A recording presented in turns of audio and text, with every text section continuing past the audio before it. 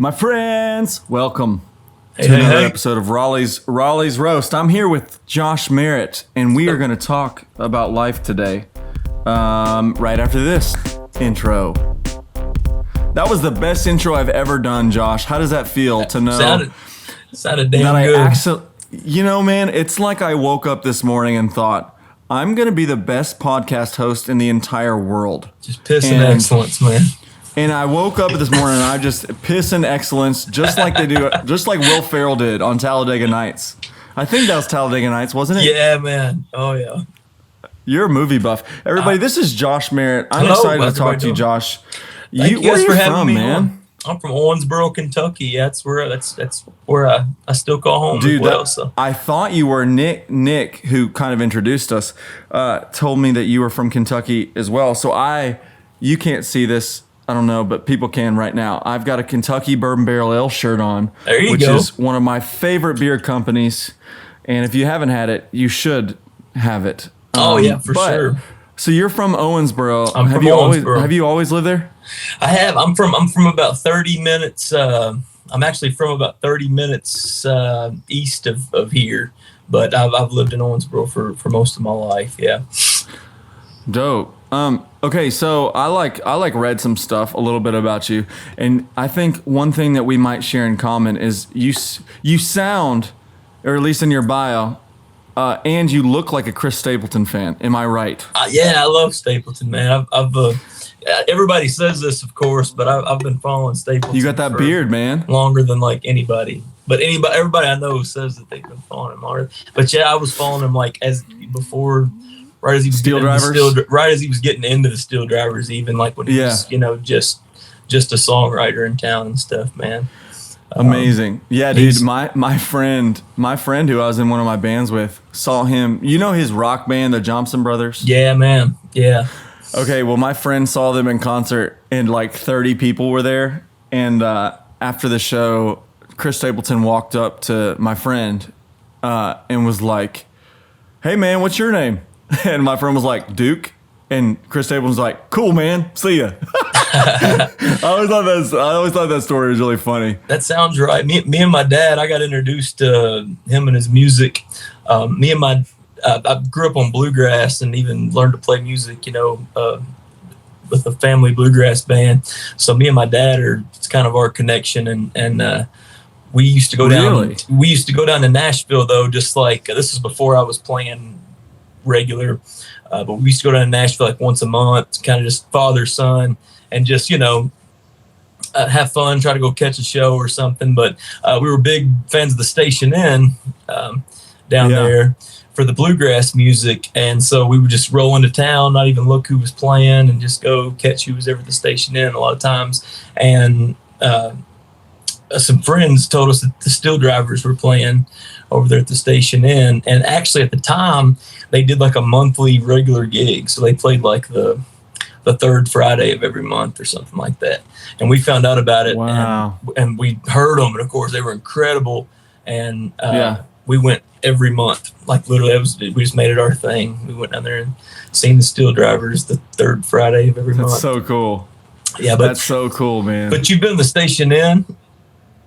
I've been to Station Inn. Yeah, I it's do. It's a small venue, so like that was Yep. the thing. Like we became regulars there, and they just like all the venues down there, they would come off and just hanging out at the bar or whatever. So I mean, yeah, we got to talk to him several times. Very quiet guy, very kind of to himself, kind of awkward person, but I loved it about him. So very friendly.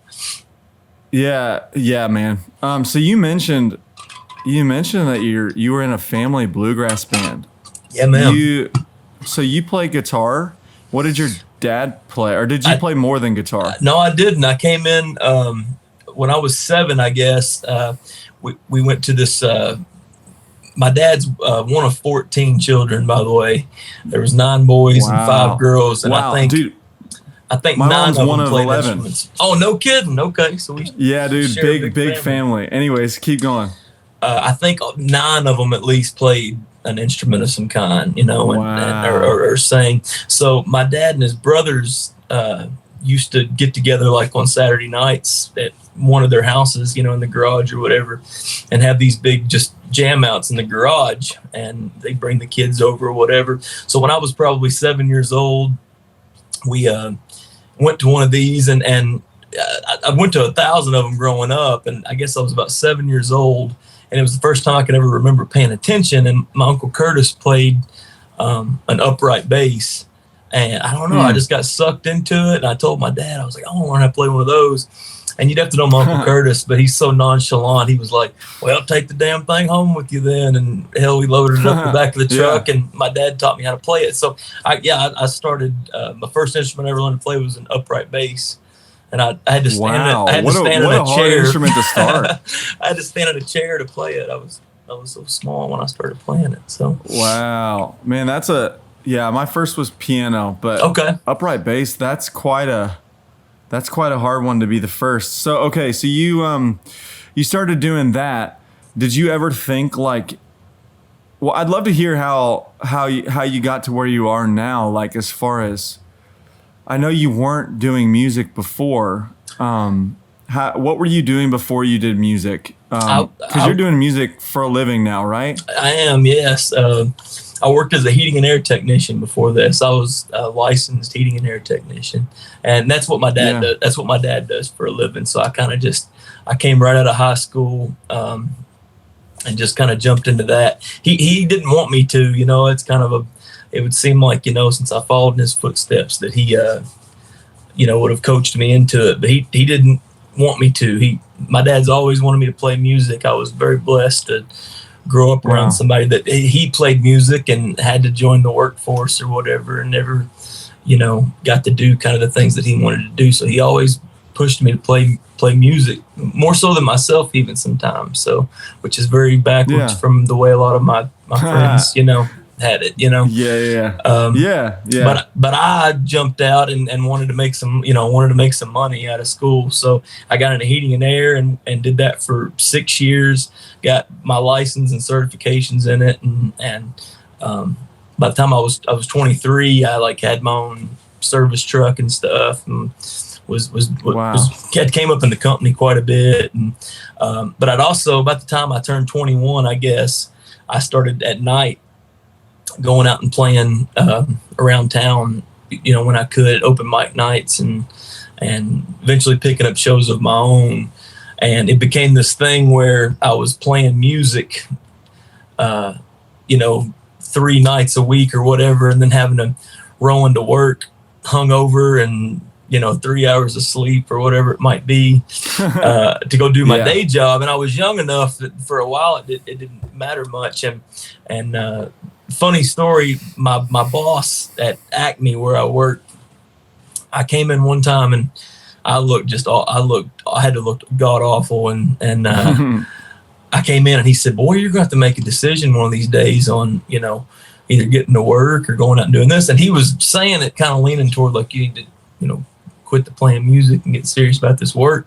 But the way that he said it made me think all day. And I worked by myself in a service truck. I just went to people's houses and I thought about it all day. And I came in that afternoon and went and told my boss that put in my 2 weeks or whatnot. Wow. No plan. Just, I just knew I was staying busy enough, and I was young enough that I could do it. I didn't have any responsibilities. How old were you at the time? I was 24, I think. Yeah. I just turned 24. Yeah. Yeah. Yeah, man. That's similar. Like I was a personal trainer, and I just couldn't get it out of my mind. I couldn't get it out of my mind. Like I was writing songs on my lunch break, and like I would say borderline OCD, obsessive compulsive, a little bit. I'm the same way, when man. when I want to do something, like I really go after it. So yeah, I mean, it's similar to me. Like I was like, I'm out. Like I quit, and then all of a sudden it's like, okay, I got bills. Like, how do I pay those? Okay, but that's, speaking of bills, that's interesting because, you have a daughter, right? I do. Yeah, I do. You do. So like, what's it like?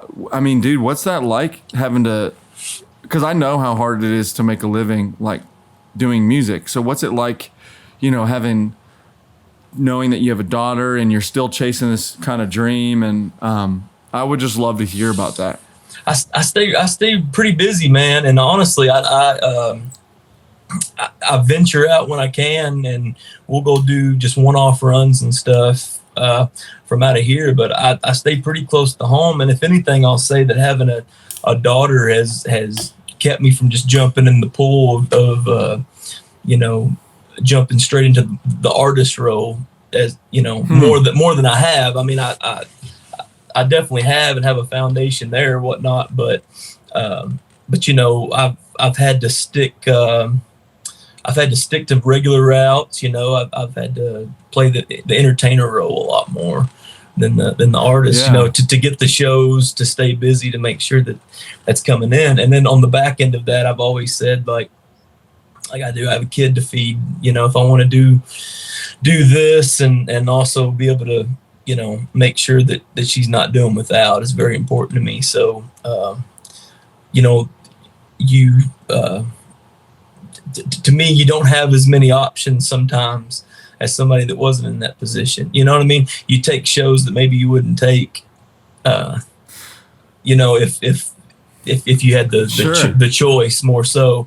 And there's nothing wrong with that. You know what I mean? Because I still, if you're scheduling right and you're running your business right, you can fit it all in. But that's the thing. It's not as much picking and choosing. You pretty much have to take what comes, and I've been very blessed too, man. I've got a lot of support, in my home region and right. A lot of people around me that that push and help drive me every day. So that helps out too, man. Oh man, I can only imagine. And it's really cool that, I mean, that's a brave thing to do. To kind of simultaneously pursue your dream and still, be able to provide for your family and stuff. I think, well, that's really the American dream. If you know man. I mean? Yeah. It really is. So what have you been doing? What have you been doing during quarantine besides watching every movie and knowing every movie that I don't know? That's it, man. You've been Netflixing because I know you ain't been playing because nobody can play. I haven't. So what have you been doing? I did the live stream thing, man, which is turned into a cooler thing than I thought it would, and it's been more of an outlet than I thought it would be, just because I never did it before. This stuff was going on, but I was able to kind of keep in contact with my fan base that way, and actually was doing the online tip jars and stuff like that. Was not able to even break anything off. I was able to have some income coming in, just to kind of limp through one.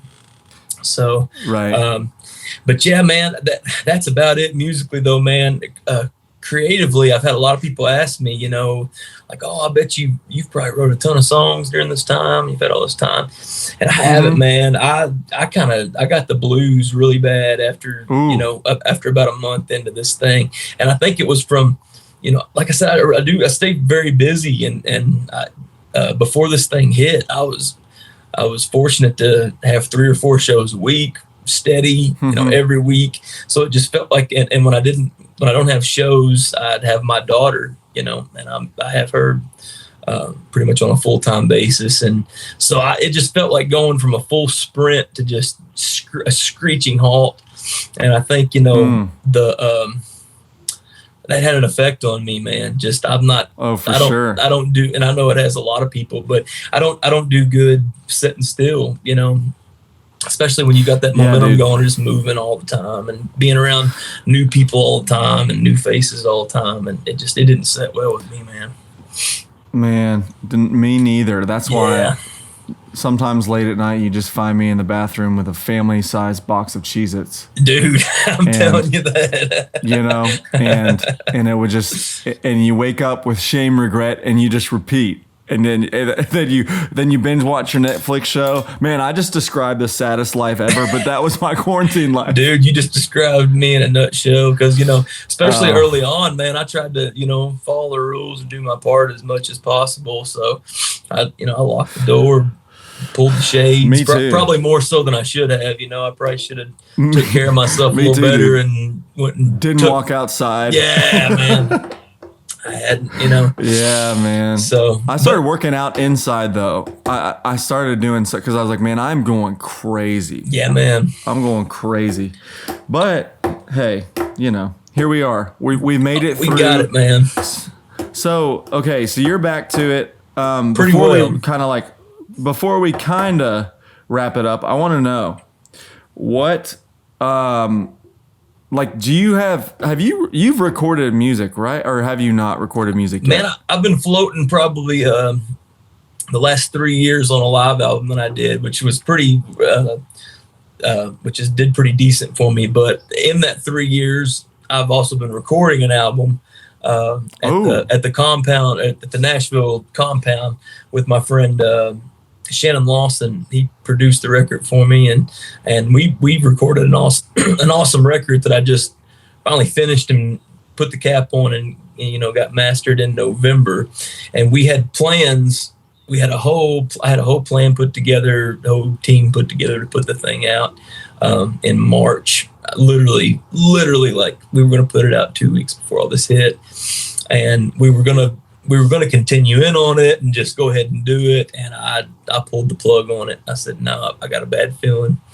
Kind of got the jitters and pulled the plug on it and said I wanted to wait. So do you know when that's going to release? I've been emailing with the PR company that I'm working with right now, and we're trying to put a plan together right now. So hopefully in the next 2 months, like, is what I'm hoping for. Lovely. It's been driving me crazy, you know, just sitting on this thing, man. Well, yeah, y'all, for those who know me and don't know you, because there's both of our audience will watch this, but for sure, you have a song.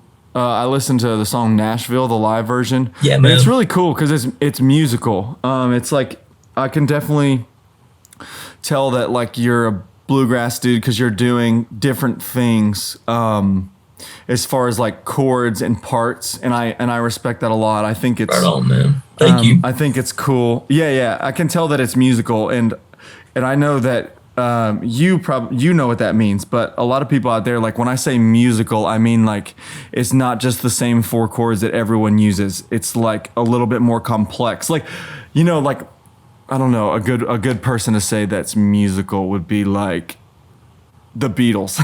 No, but you're like the Beat. Well, you're not like the Beatles, but the Beatles were musical. They were doing different things. I think it's cool.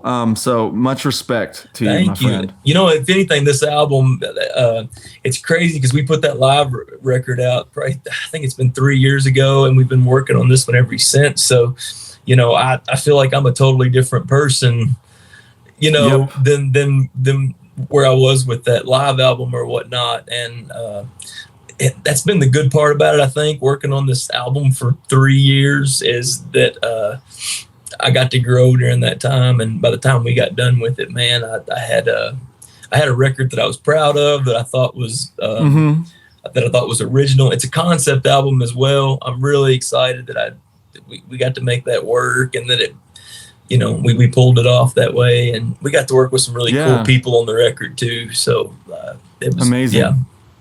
Yeah. Well, dude, I can't wait to hear it. I'm excited to put it out. For people who don't know, Josh, where can people find you? You can check out the website, joshmerritt.com, which has links to all the social media, but we're on Facebook. You can like the page, Josh Merritt. I'm on Twitter, Instagram. All the above. Cool. Are you on TikTok? Are you on TikTok? Man, I'm new to TikTok, and I'm the 30-year-old on TikTok for sure. It's the first. Dude. It's weird. It's the first social media platform that I feel like I'm almost too old to be on, but I love it. So I don't. Dude, I'm having fun with it. So it's a funny platform. It used to be a lot more cringy than it is right now. Yeah. But I'm hoping the content continues to get better on there. Like, I remember when it first came out, it was like my content that was on my page was like a country model looking dude with his shirt off flexing to some Luke Bryan song in the Oh background. God. And I'd be like, man, I don't know if this is for me. So anyways, man, thanks so much for chatting with me a little bit. It's good to get to know you, and Absolutely. hopefully Thanks someday for inviting me. we meet in person someday, bro. I would love that very much. Awesome. Well, everybody, this has been Raleigh's Roast. Josh Merritt, go check him out. Go check his music. He's got a live album on Spotify, and it's on Apple Music, right, Josh? Yes, it is. It's on everything. So go check that out. And until next time, y'all, we'll talk to you later. Be safe.